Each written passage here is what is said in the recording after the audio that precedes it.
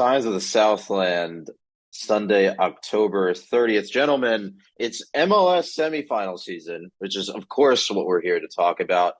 Jack, I assume you're also watching Philadelphia, New York City FC in the background, like I am. Oh, actually, I'm not. I did try to carve out time to watch Austin and LAFC earlier because I guess I'm an Austin guy now that I did live there for a hot second. And then I saw they were down early and I did not turn that back on and instead watched Youngway Koo kick a game winning field goal. They got murdered. They did. Austin got murdered. Mr. Grant, I assume you have MLS thoughts. What is the MLS and where can I buy some?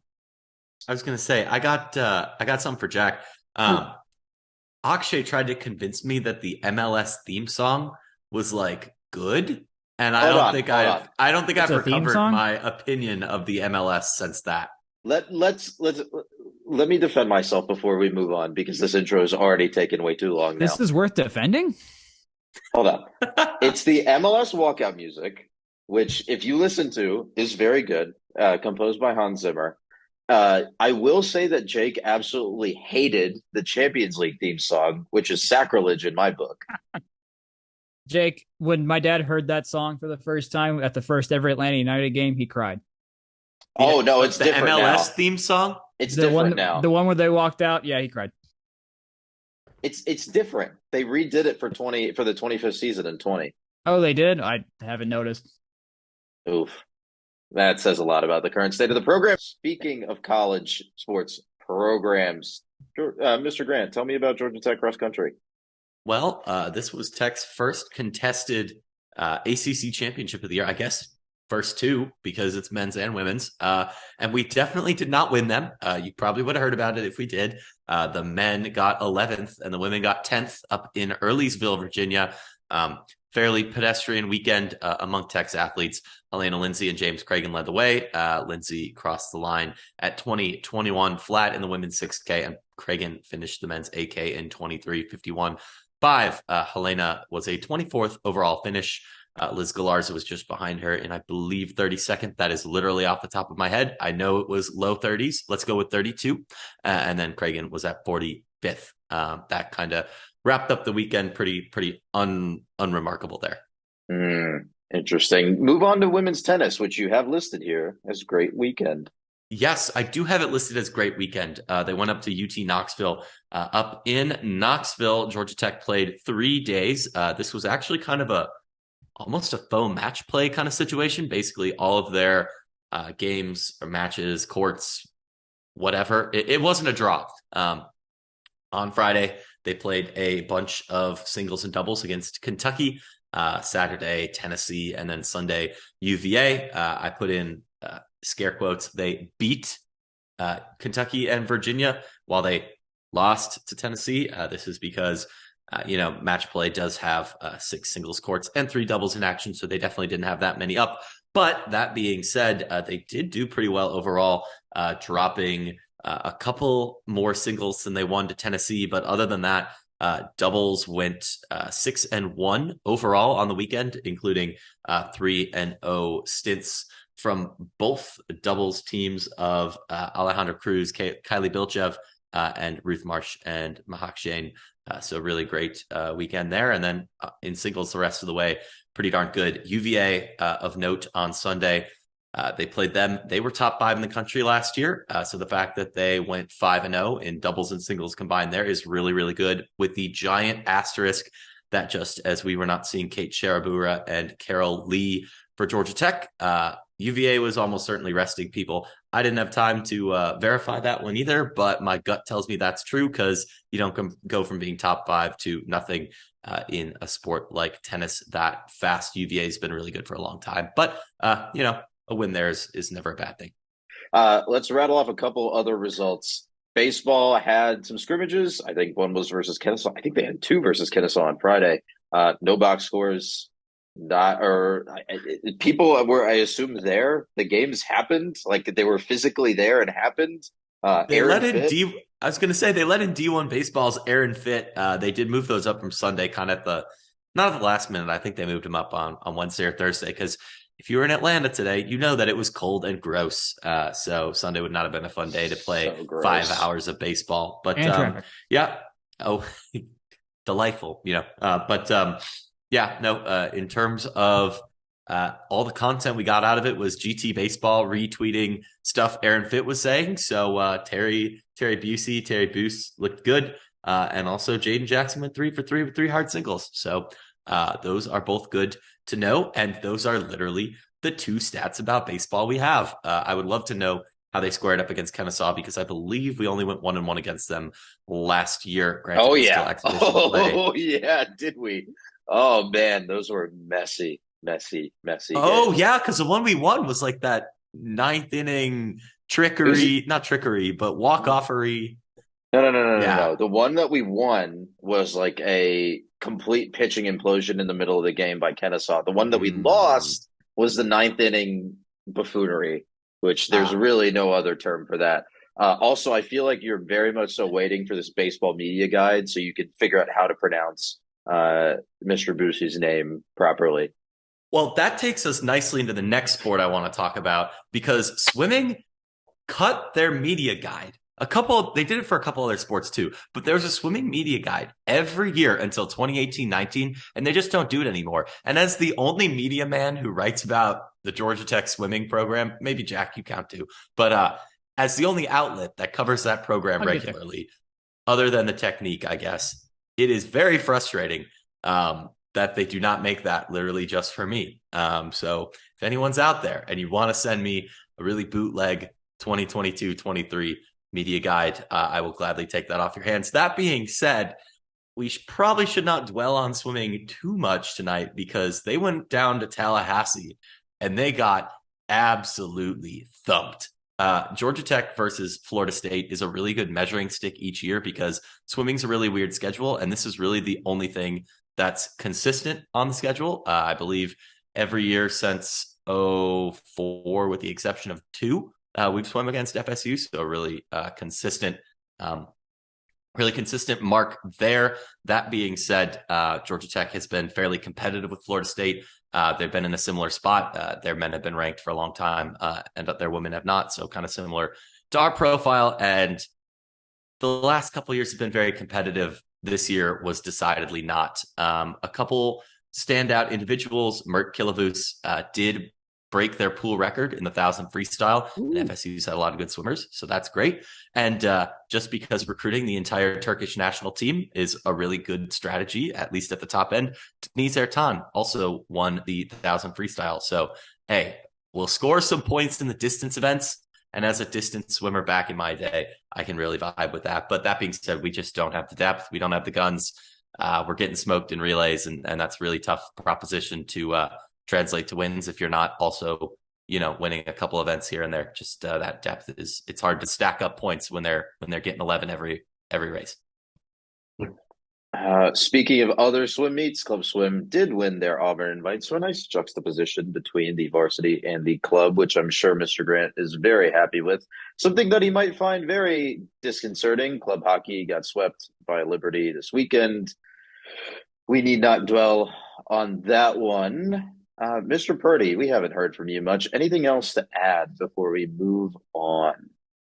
I was in Auburn on Saturday. I went to the Auburn Arkansas game because my dad's went to school there, and so got to enjoy the plains and some good, lovely Mama Goldberg sandwich, which is it is my favorite sandwich place in the entire world. So I could not go without saying that. Still enjoyed some. Honestly, the quality of the football was the exact same as the Tech Florida State game. So regardless of the game I watched some equally bad football across the board. It was the saddest I had ever seen Auburn for an inter-rival game ever. There was people. It was half empty by the end of the third quarter, and that stadium is a large stadium. Brian Harsin remains employed. I'm just going to put that out there. As of recording, he is employed. But beyond that, golf, men's tennis, and softball were off. Yeah, it's the thick of the fall sports season. We have, like I said, MLS playoffs going on. We have NFL games going on.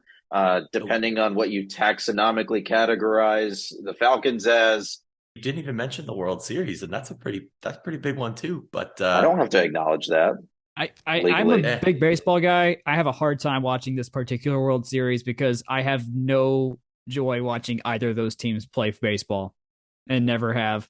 So that is fair. I do miss my left fielder though, Kyle Schwarber. You'll never listen to this, but what a guy. He stole a base. He got America tacos. he's the taco man. Hey, some say that home run he hit against the Cardinals in 2015 is still flying out into the night. But They said the same thing about Jorge Soler's, which actually never landed because it came from Houston.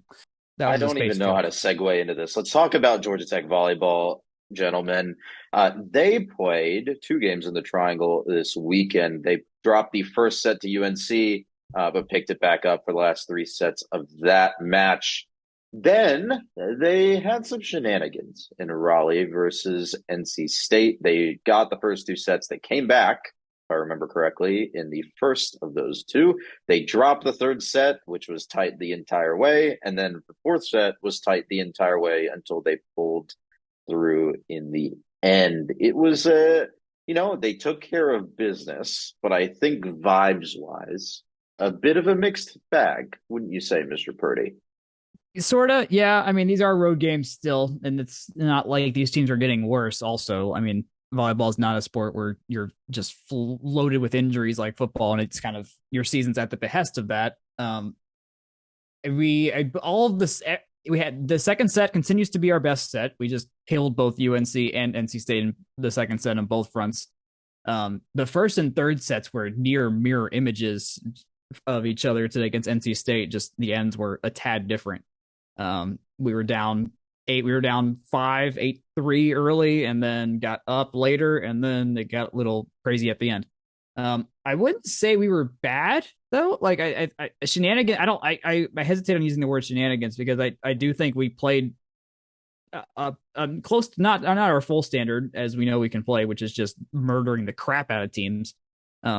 But I do think that NC State played up to us pretty well. I mean, I think they were good. They have a couple good outside hitters, and they were reading the blocks well. And so I don't think we were necessarily bad. Nicole Drunick and Laura Fisher came back in for this game as well, and that was the only subs.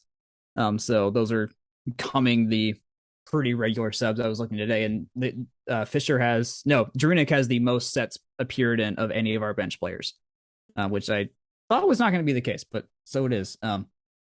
Bergman did pass the 1,000 dig mark, so she's now the 5th all-time in Tech history to have 1,500 kills and 1,000 digs, and she should pass Mariana Brambilla on Friday against Miami at the rate that she's been getting.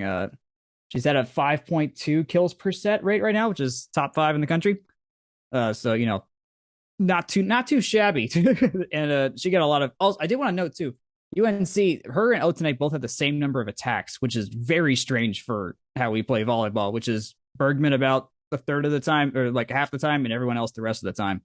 And it was not like that against UNC. But yeah, I think even though we drop sets, those aren't the important parts here. Getting wins is the important part. And that's what happened. I think these performances say they're not warnings per se. They're not like you said, the vibes aren't bad, but when I look at some of these performances versus teams that they're clearly better than, there's something there, right? And I think you said it, you put this on our shot sheet earlier. They aren't doing what it takes, or they aren't performing at the level that they need to jump into that top 10 in the country tier in volleyball, where Pitt and Louisville are.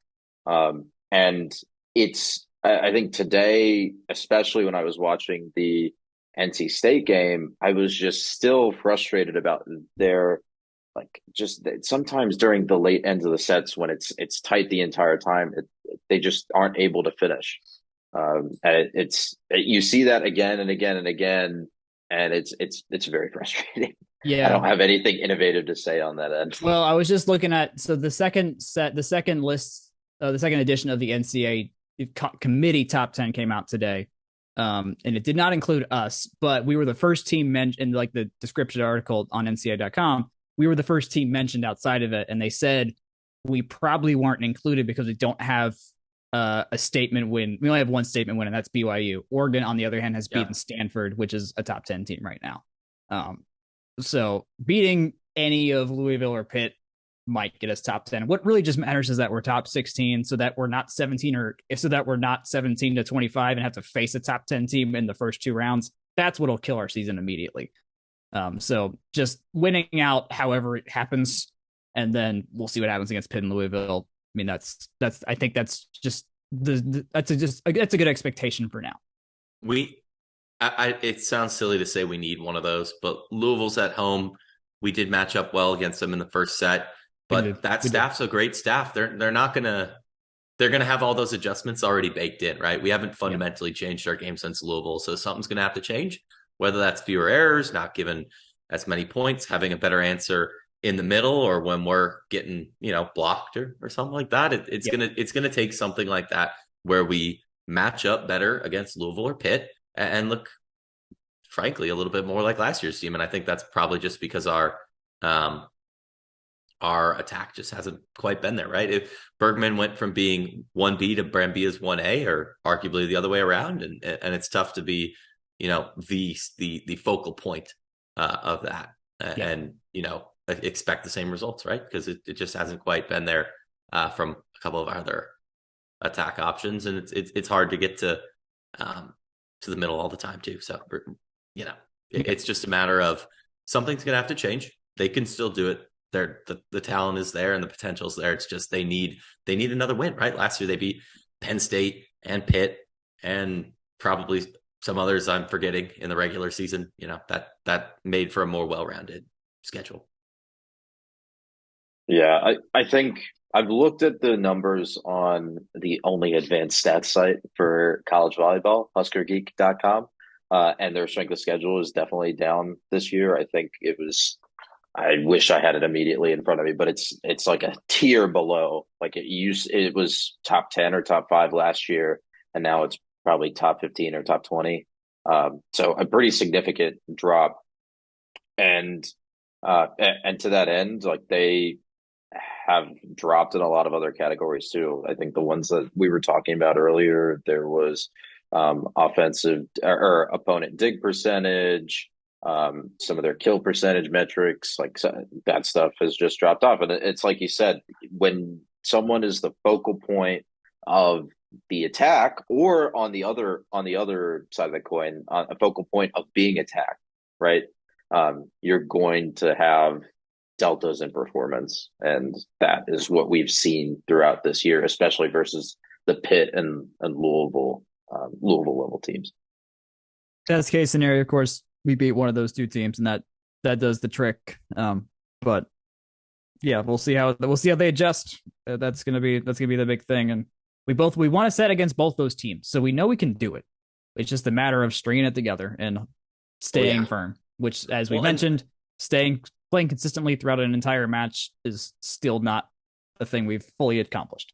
Yeah, I was going to say something like that is really important to highlight. Like it's a team that's hung around, but at the end of the day, who's making mistakes or really capitalizing? I think the reason that you saw, especially like the Louisville one turn, is Louisville made adjustments and they started capitalizing where they weren't before.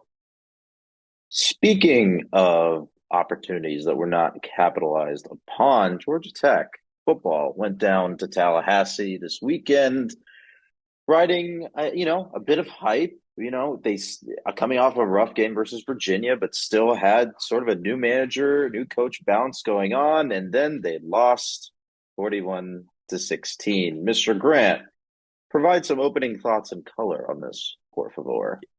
Yeah, I think that's a really good way to put it. We did have that new coach bounce, that new coach shine. A real clunker against UVA was followed up, I would say, with a game with some expectations. Florida State's inarguably a better team than UVA is right now, and it's also one that more or less I would consider, and I think a lot of fans would consider, at least to some extent, a rival to Georgia Tech. Whether that's just due to proximity, even though that regularity is not always there. So there was a lot of interest there, right? How would Tech stack up against the best team they'd seen since Pitt in a game that was, one where they're lacking Jeff Sims. And that's clearly been a major through line I don't know how much more color you want than that to start opening the box, but by the third series, it was a different Zach at quarterback, I think is a good way to put it.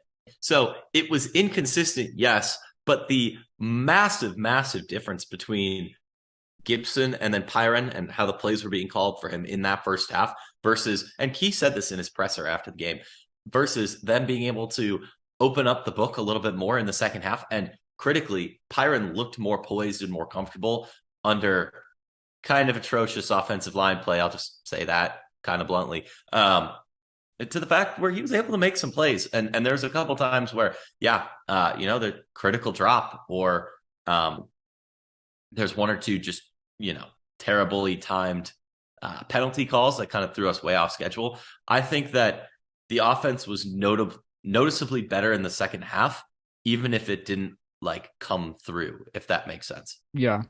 Did it at least seem like from what you saw, like there was a sense of cohesion and okay, there's something you could build off of there with Pyron. I missed all of Pyron snaps, sadly, but was there something there you're okay, there's at least a semblance of a path to where we can be some points scored and get us into Gavin Stewart range? Was that there? I'd say so. I mean, it's going to take a little more time. He was going up against a stout defense and a team that, they've got 5 wins, right? They've been competitive in basically every game they've played, including some wins that are looking better all the time. But I don't know what it is. I don't often have thoughts like this because I'm not really a scheme personnel expert, right? But it just seems like Pyron trusts EJ Jenkins because it seemed like every time I was looking up, because I was trying to write a piece and live tweet and actually process what was going on in front of me. But it just seemed like every time that there was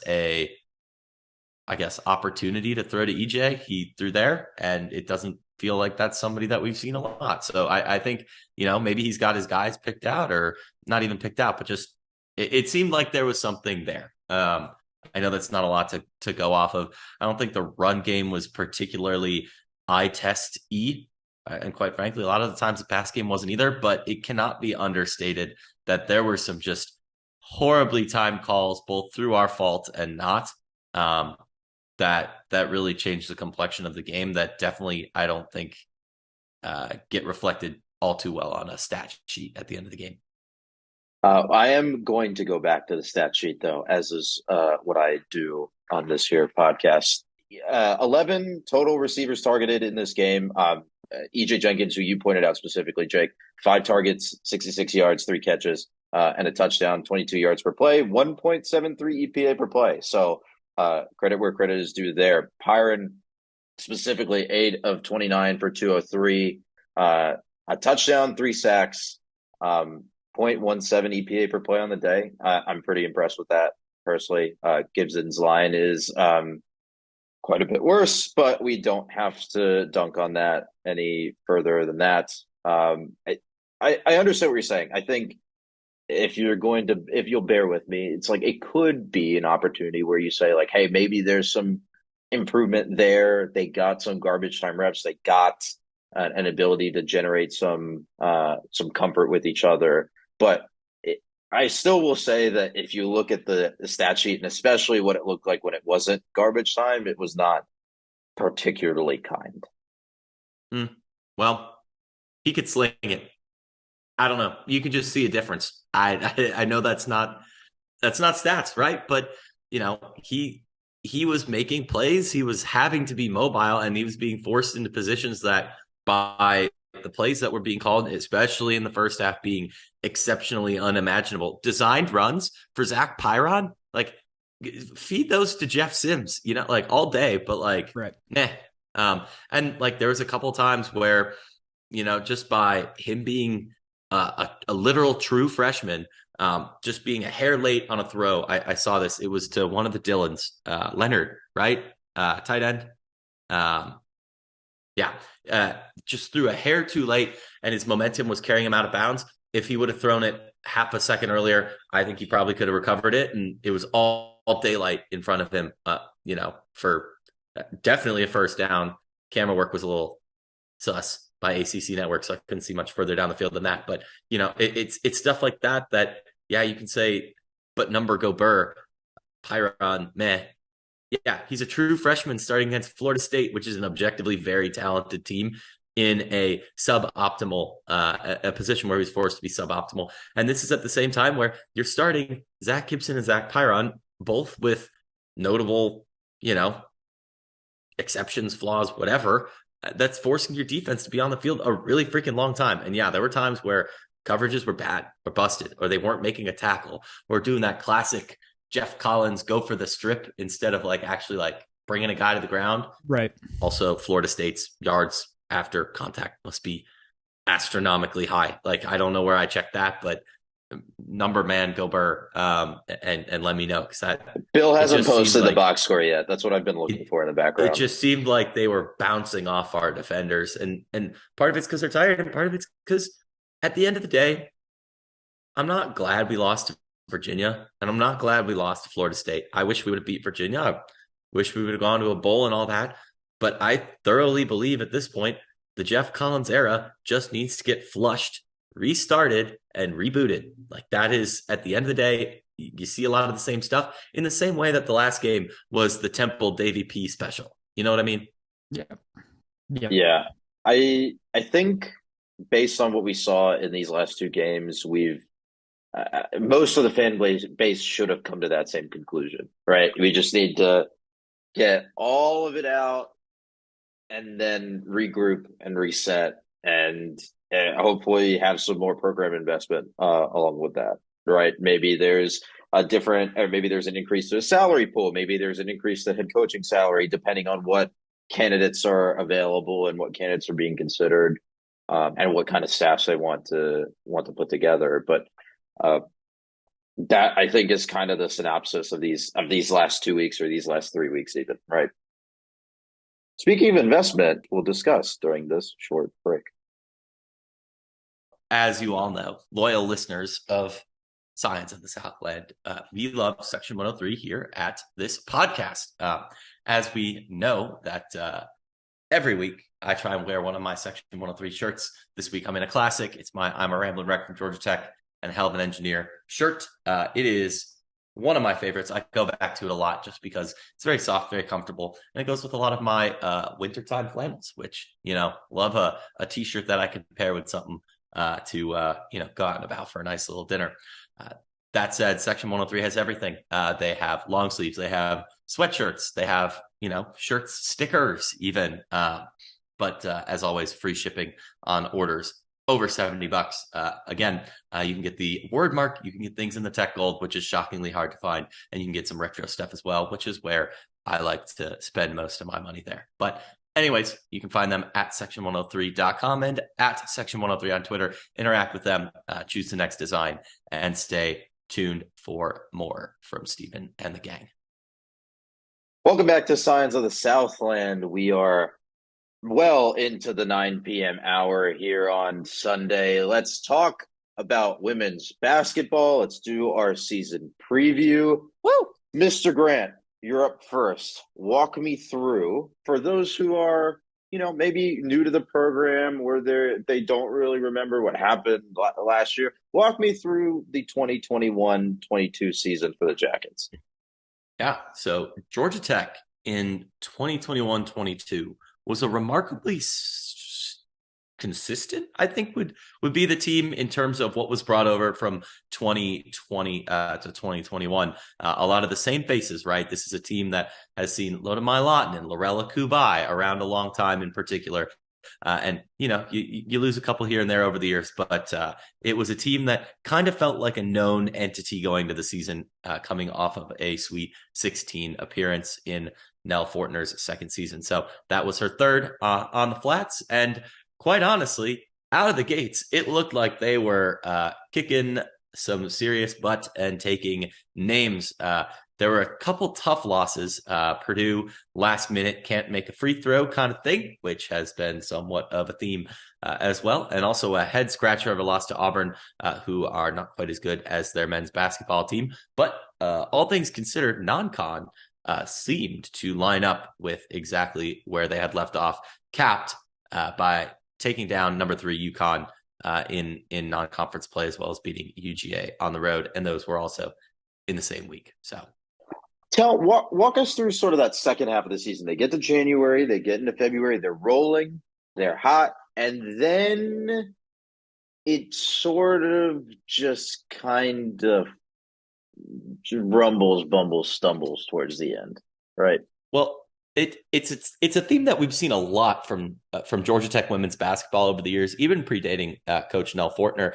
Georgia Tech women's basketball up to this point, we'll get into this a little bit later, but up to this point has played a ruthlessly physical brand of basketball that is basically the Iowa football for those who may Thank be more you. football inclined of basketball, right? It is bruising, it is bully ball, it is points that are or scores that are 48-52 or something like that. It's not a fast-paced brand of basketball, and it really harkens back to the George Mikan quest for 40 Akshay just put in our chat. But the George Mikan like no shot clock era of men's basketball back in the 50s. And the thing is that wears you down, especially in the COVID season. That's notable when you're playing a lot of games in short stretches due to cancellations and things like that. And it's also notable when you're playing on a short bench. And this is a team that has played an exceptionally short bench due to injury and just the talent that they've got over the last couple of years. Tech has long played a pretty short roster in women's basketball, and even more so last year with the injuries to Kara Fletcher and Loyal McQueen transferring to Alabama after a couple games. So really, they were kind of playing with one hand tied behind the back. Not to say that them making it to the tournament at all is a miracle, but this was a team that was knocking on a top 10 door, host type material kind of situation, but just one that they didn't have it, man. And you lose a couple parts, you're tired, you're gassed, you're a step slow in the bully ball brand offense. That'll get you.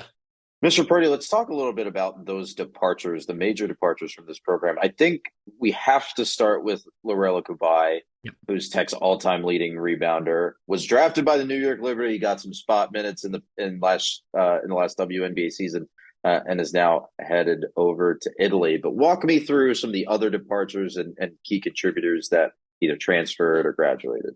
Yeah, no, losing Kubai, we lost the fulcrum of the team. I mean, there was one game where she came out at home. I forgot which one it was, but it was like the last few minutes. And we were like, oh no, yep. Season's over. And then Nell after the game, she's like, now she's fine. She was just exhausted. I was like, oh, okay, never mind. And then she hit the ground hard when that happened. It did hit the ground hard. Like it was one of those knock the wind out of you. Like, okay, yeah, please just take the night off. We'll protect you for later. And then also got banged up in the ACC tournament games too. So she was out though, like that was the entire team. That was the brand of the bully ball and the hard fought points and the good rebounding all in one person. That was her. That was what this whole team was built around. And so it once losing her means that if we don't have a suitable replacement that matches that, we got to change things. And so that's what's going to happen. Jake, you had a note before I go on? Yeah, I was just going to say, it's important to say, she was banged up for that ACC tournament. That's because that happened right after that game. Right. And if you're seeing that in the heart and soul of your offense and your defense, you're in for a tough time. And for a lot of different reasons and a lot of different ways, Michelle Joseph's teams never could close it out down the stretch. But due to injury and just being dang tired from that style of basketball, I think it absolutely made a difference, right? It made a difference. And that really defined Tech women's basketball for, probably 20 years now. Yeah. The rest that are no longer on the team, Vladimir Ladinen, who I believe was supposed to play kind of like a more guard forward position. And then once Kara Fletcher went out and Loyal McQueen were gone, she was shoehorned into the point guard role. She's now playing in Belgium. Sarah Bates transferred to West Virginia on her last eligible COVID year. So is she her fourth year? Is this her? She says a fifth. That was her fourth school. That's her fourth. Oh, that's right. Yeah, that is her fourth school. Man. Yeah. Sarah Bates's journey is you can only describe it via map. It's a lot. Yeah. But she was our sixth man last year. I mean, kind of one of our, she was in a sense the end of the bench some games just with what was available and usable. Dina Stroutmanet is now playing in Australia, if I believe that's correct. Elizabeth Delane was like our like break glass in case of emergency point guard. She is no longer on the online roster, and the best that we can tell on Google, we don't know if she's still on campus or like if she is on another school or something like that. We'll try to figure that out, but best we can tell, she's not on the current roster. And then Kira Fletcher graduated, and she's now playing at South Carolina as well, but she got hurt early, so she was early in the season. She was not going to be. That was the last of her time with Tech. The notables returning, there's two of them were starters, two were not, and two barely played that much. Nerea Hermosa was our center, our leading free throw shooter, which I do not believe will be the case this year, and Aaliyah Love, who really broke out the second half of last season and took over and needed to take over offensively and did really well from the forward spot. Aviance Carter and Aisha Wone Arana they were like the 7-8 people on the bench. They were not starters. Probably won't be this year. AC Carter could play some bully ball, which is good. And Arana was basically when Hermosa or Kubai weren't on the floor and Bates didn't come in, it was her. So that's where we're at there. Mr. Grant, tell us about the first incoming freshman, Miss Toni Morgan. Well, the fact that we have it written in our note sheet as it being the Toni Morgan factor, I think kind of says it all. Jack, I know you're very high on her. I'm pretty high on her. Yeah. But I think the thing that makes that go from like us being blogger, writer, podcaster people and talking about it versus legit is hearing what Coach Nell Fortner and the rest of the squad who went up to ACC tip-off had to say. Very polished offensive player for a freshman, I'd say. I don't really have a read on whether she's going to like literally start right away, but I can definitely see that based on how she's being talked about as like, the next big thing being something that happens at least by ACC time or maybe the end of the year. The notes that Jack put in here say that she did average 26-4 while shooting 72% from the line. And I like all of that. I kind of alluded to this earlier. Free throw shooting has never been one of Tech women's basketball's or men's basketball too, honestly.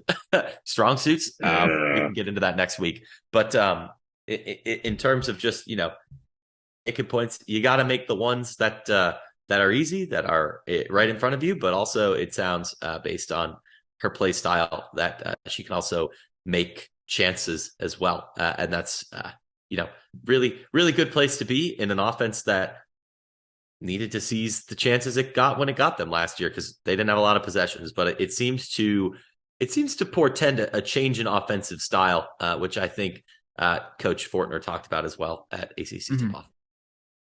Gentlemen, let's get into that scheme change before we talk about some of the incoming transfers. Actually, this might be a good opportunity to talk about some of those incoming transfers. Jack, when we were preparing for this, you mentioned that last year was a full defense, like Jake said, that Iowa football mentality. Yeah, that's the right hard-nosed style of defense and scoring 50 points and working out a win.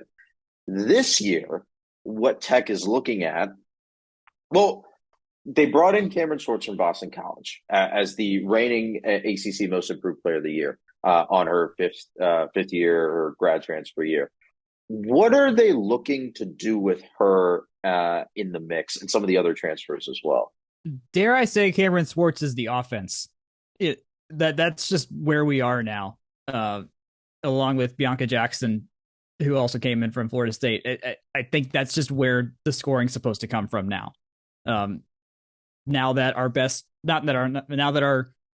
kind of our best player is no longer a defensive and run to the basket kind of minded person. We've now got people that are fast. We've got people that can shoot threes, really importantly, and be high volume scorers. Our score lines may be closer to like 70-65 this year, less than 52-48 like it was last year, because we can score quickly. This team is going to be so much faster. And Nell said as much at ACC tip-off was that like, yeah, this is supposed to be a team that can take advantage of breakaways, that can get down the court quickly.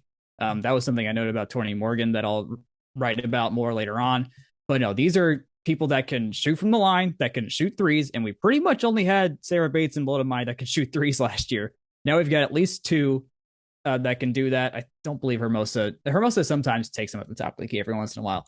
But no, we basically just took all of our guards, replace them with these two, and some really experienced scorers as well. Bianca Jackson was the third highest scorer at Florida State for a time there, and was a good scorer at her other stop in South Carolina. And Swartz, I mean, if you've seen any of the media, she's just front and center, the person now as well. Like that is what the brand of Tech women's basketball is being presented as too. Based on the turnout for her Boston College games at McCamish, I think she might also literally be like lifting the average attendance by like 40 people per game just by being here. No one like went to those games from the huge showing she would get, and that's great. You know, it shows support from the community. She's a local Atlantan. It's good to see her back. You know, no, she made a point noting that like coming home and playing in front of her family was important to her, and that's why. And I mean, and who says no to playing for Nell Fortner at this point? Like last year was a great sell year to prove that the Georgia Tech that her version of Georgia Tech women's basketball is worth coming to. And she used the portal well, I think, or at least ahead of time, preseason ranking wise. So we'll see how this goes. Kayla Blackshear was the last one that transferred in. She actually transferred in the winter during the season and started taking classes in the spring 22 semester.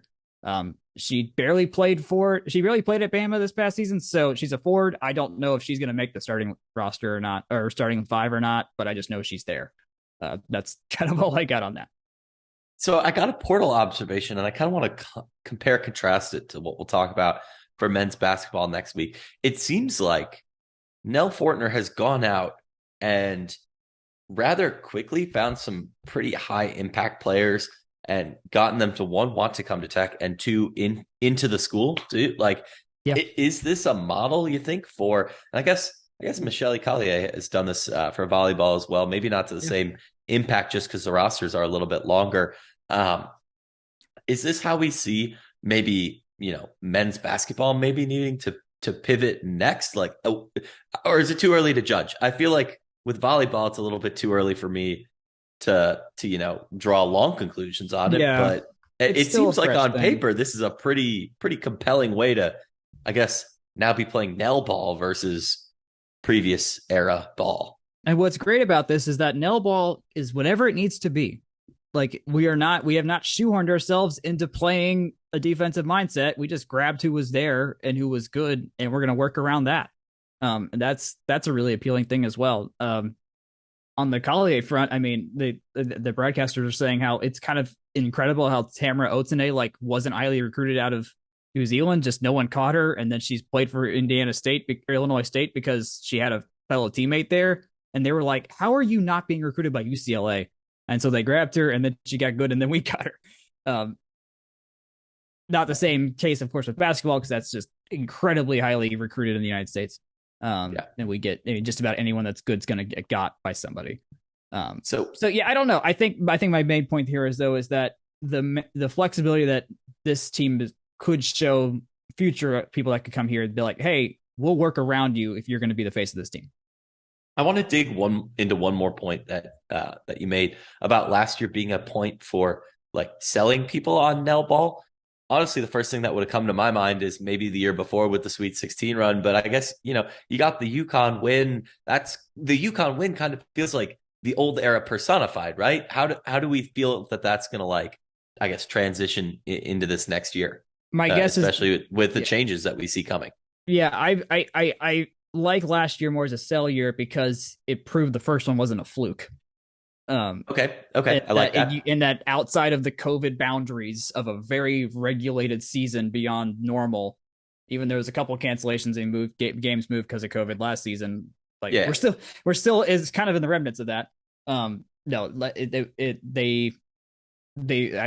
think they did underperform, all said and done. They should have lost to UConn. Paige Beckers did not play that game. That's a massive caveat that must be made there. And we took full advantage of it. So yeah, that's where I'm at with that now.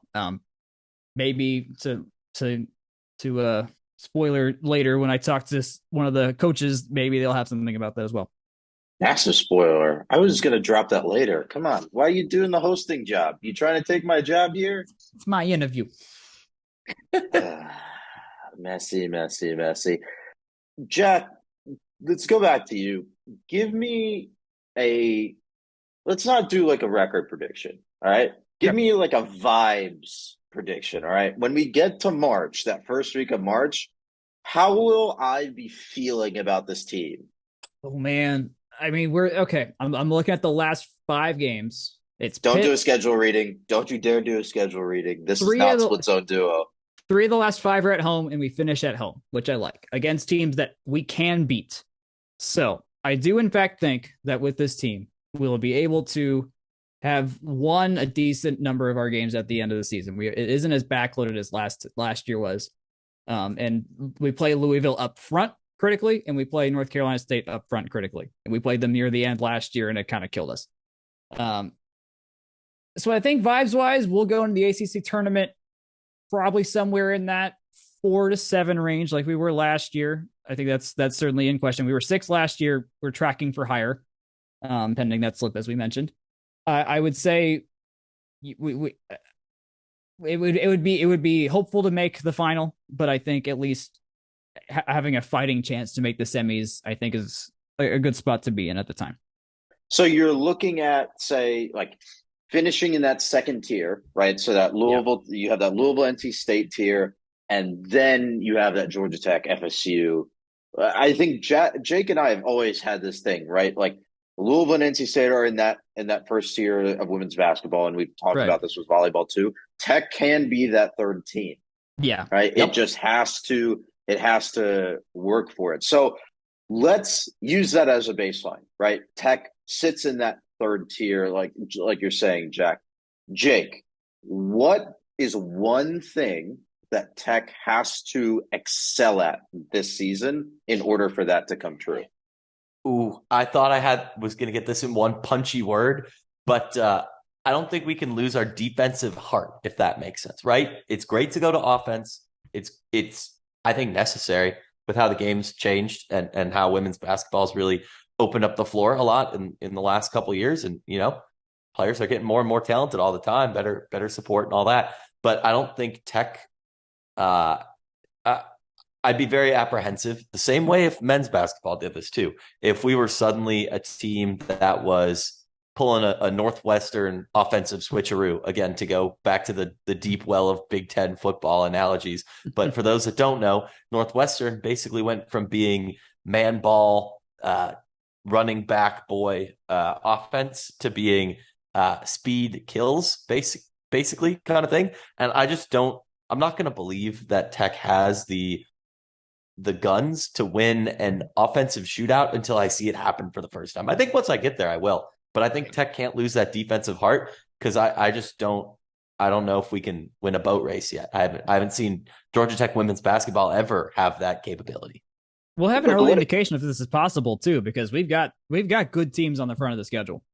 Jake, what is the most points that you've seen Tech women's basketball score? It's got to be in like the mid 60s, right? They have not broken 70 in recent memory. Y'all vamp. I'm going to do a little bit of research because I have a pretty good sense of games I've gone to over the years. So let me pull up a media guide because we've seen a lot of bully ball basketball. I've got the answer. UGA. Dare y'all forget on Sunday, February 13 of this year, we beat the Clemson Tigers 92-84 in overtime. Okay, hold on. All right, give me that regulation. Was mid podcast. We were podcasting during that. Yeah, that was a rights violation. That was fun. Give me like regulation time, even like competitive fixture. I'm looking. Hold on. Just y'all vamp. Give me a minute. I'll figure it out. Jack, let's walk out the projected 6-person rotation here. Right? Yeah. You mentioned that Swartz is going to play a big role this year. Jackson also, you said, would be at the other guard position. But what does the rest of the lineup look like? I imagine Ray Hermosa will stay at center. Ilya Lev will stay at her forward spot. The reason to swap them out, we haven't gotten anyone better. If we use another forward instead of another guard, my guess is one of Caleb Blackshear or Aisha Wona Arenat will take that second spot. I just don't know enough about Blackshear to confidently say if she's good enough to take over Arenat in that particular spot. Arenat's not bad. I think she'll if with improvement she'll definitely be close to a plus player. So I would be fine if we start the year like that just to see what happens. and let the team unfold. We've got a couple cupcakes at the beginning to kind of just do whatever needs to get done to figure out what the rotations will be. I guess in the football sense, you have a lot of discourse about that transfer heavy strategy, right? Like, does that put your roster at a disadvantage Mm-hmm. moving forward? Especially, we've seen it with schools like Kansas before the 1 year transfer rule, before like the transfer waivers and everything. The schools like Kansas, they brought in a lot of JUCO players, and then their roster was barren in Mm-hmm. years right after those JUCO players came out. So, are there risks to that strategy? Do you foresee any risks to that strategy, doing that every year and relying on uh, results rather than recruiting talent? Yeah, I could see that where I would hate that. I just wonder if because you bring in some guns, the people that have been developing through the program may not feel as valued. I don't think that's actually the case though. But I could see how there's a world where it's like, hey, we've been here the whole time. Where are we going to get our shot or not? Um, I think we also added very well at the top and are very well at the bottom with the freshmen. I think the three main guards we got between Tony Morgan, Raven Boswell, and Kara Dunn are actually going to be good players. I believe they're all in the top 100. Raven, they all had good game film that I watched. So you mentioned that, but I'm like, I kind of feel like we did both parts really well for what was available and what could be done. So I'd be very curious to see what next year looks like too. It's just like, all right, is Tony Morgan just the point guard now as a sophomore, and we're going with that? And Raven Boswell's got to have to do some work as well. So this year will be a fun little 1 year experiment of like, all right, what does hired hands look like to run the whole team? And then do we have to do it again next year? Do we just play young and grow that team and just not be perfect for a year, but see what years 3 and 4 of that core looks like? So I don't know. I think another part of that too is, as you look at this team this year, there have been a lot of other investments in the program, right? We talked a couple weeks ago about a new video director, a new analytics coordinator, a new social media coordinator. There is investment going into a successful program, both on the recruiting side um, and on like the infrastructure side, Mm-hmm. right? The game management, the scouting. So I'm interested to see how those pieces, because me being the more program level guy, interested to see how those pieces of infrastructure help support different parts of this season. Mm-hmm. I hope Jake has his answer, because he's still not given us a signal as to whether he does or not. Well, I'm gonna not fudge this a little bit because I realize that I've been to more and or different games than I thought. So I'm gonna pull one out of my back pocket. I wasn't there in person because it happened at Carmichael up in Chapel Hill. And I didn't necessarily watch it on television. I was scoreboard watching between rec club interviews. And the most points that I can remember being actively engaged in a game, obviously not like watching on TV kind of thing, but Tech lost a 91-90 regulation contest at UNC in January of 2019. It was Oh my God, I remember appalling this. how I we remember were this. sitting together, dude. Do you not? Anyways, I was gonna wait for you to realize that we were sitting together watching the scoreboard tick up for like 3 hours. But Georgia Tech women's basketball during the Michelle Josephs era, which was even more bully ball than the last 3 years, lost a game in regulation and scored 90 points. How? How did they do that? Did Francesca Pond literally make 33s? Like, that is the only thing that comes to mind. Like, I've got nothing else. Oh my God. Oh, I hate that I remember that game. That was agonizing. We Yeah. turned it on. We ended up turning it on, I think, for like the last Yep. probably Yep. 30 seconds, and just Yep. watched Didn't it come down to like I don't know. it I'm came not gonna down be to able a to. really stupid foul call for you that in Yep. UNC's favor, if I remember correctly. Yep. But I'm not Didn't it gonna end on free go. throws? I think. Yeah, I think it I don't ended know. on I free don't. throws. It was. Uh, I remember it being like egregiously stupid, and then the entire coaching staff disappeared like 2 weeks later. So yeah. I'll tell you, that game was in the middle, or that was the first of losing like 12, or like 8 of 12 down the stretch to just absolutely implode. Yeah, that's bad. Yeah. Yeah, because that was also a year in which they were poised to make the tournament. And then there's a whole bunch to unpack, and that continues to be unpacked. They Mr. lost Purdy. 9 of their last 14 or 13, 14. Sorry. Yikes. Yeah, it was bad. What did you even ask me? I've been so distracted by remembering this horrible game.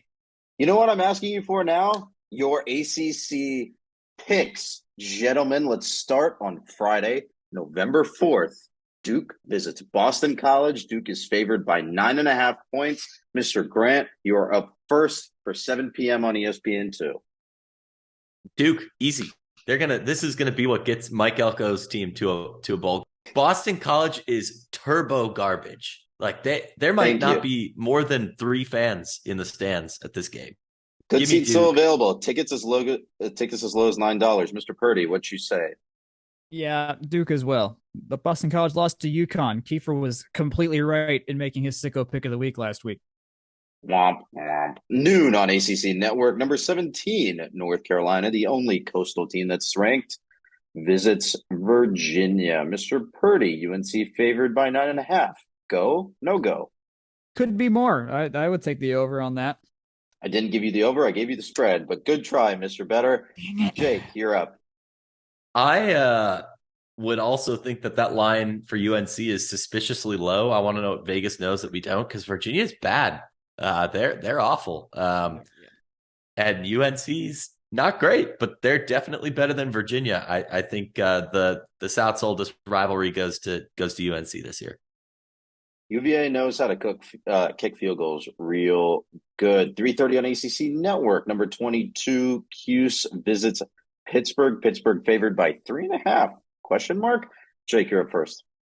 Yes, the favorite rivalry of the old Big East. Anyways, Pitt, the line is 3.5. Syracuse feels like they're reeling.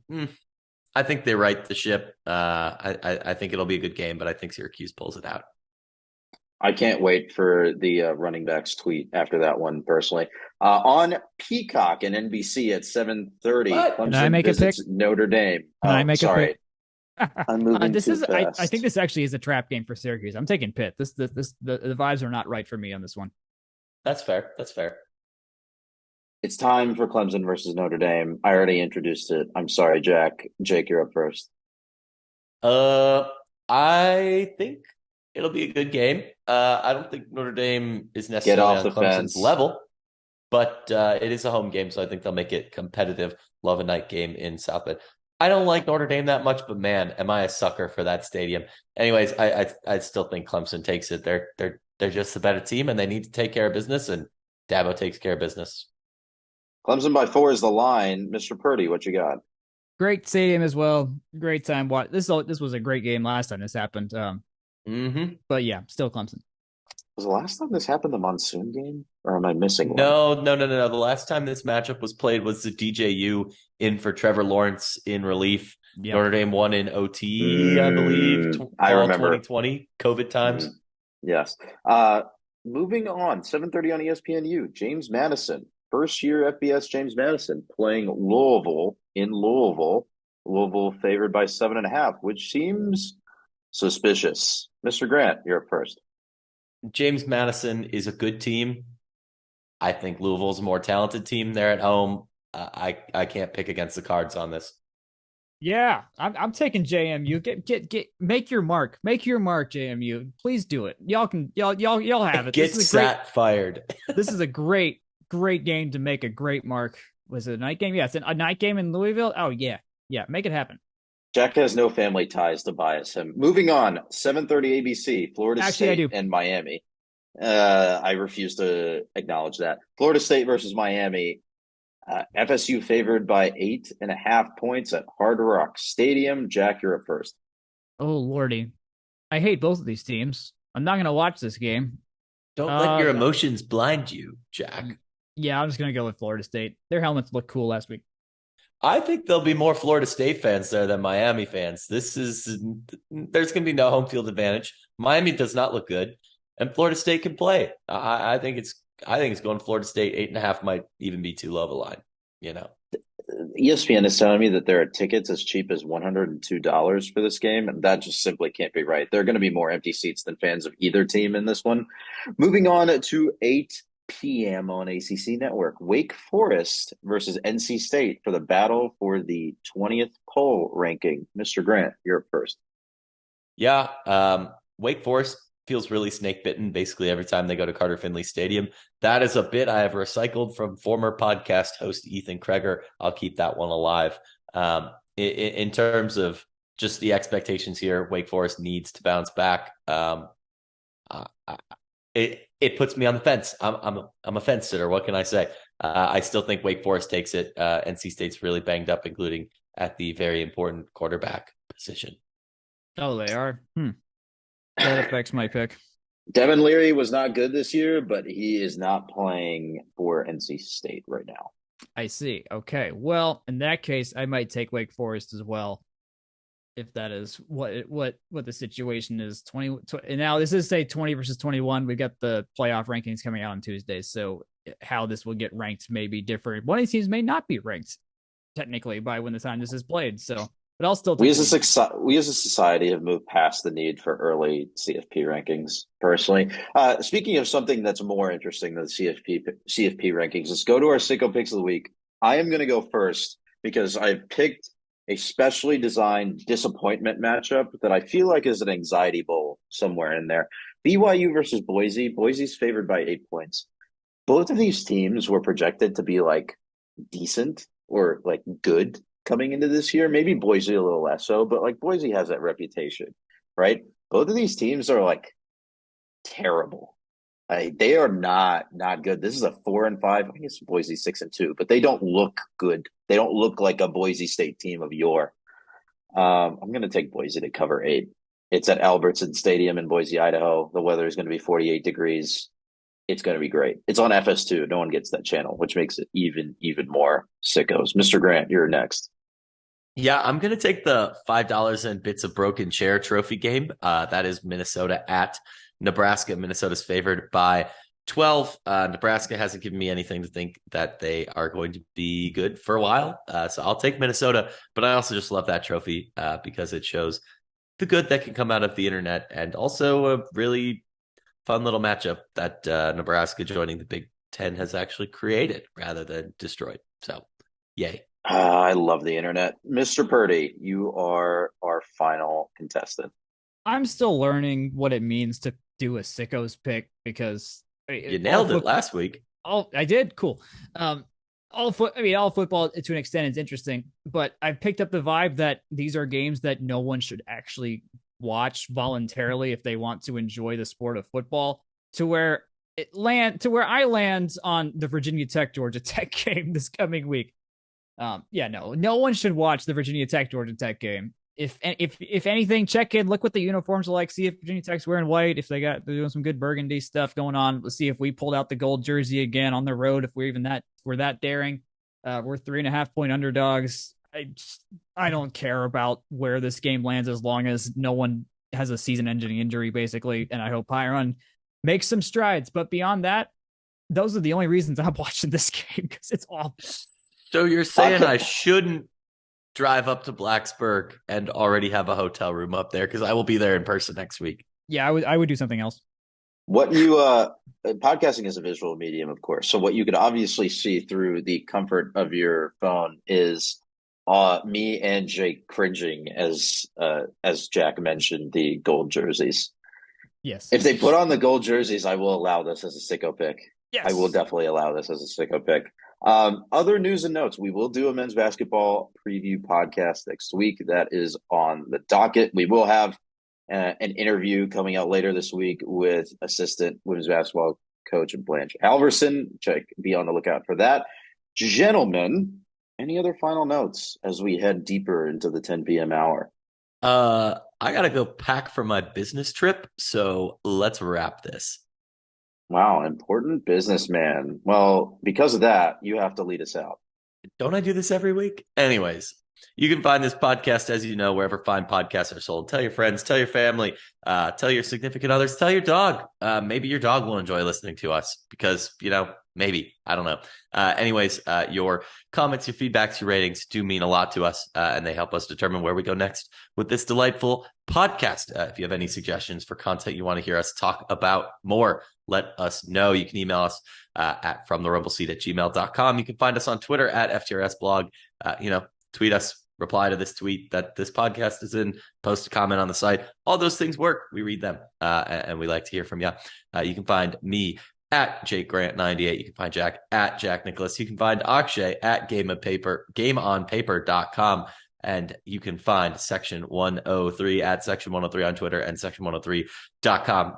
Their stuff's great. And I'm going to go probably put on a different shirt of theirs when I go to bed. So literally can't endorse them more wholeheartedly. That being said, tune in same time next week for another episode. Thanks. Good night and go Jackets.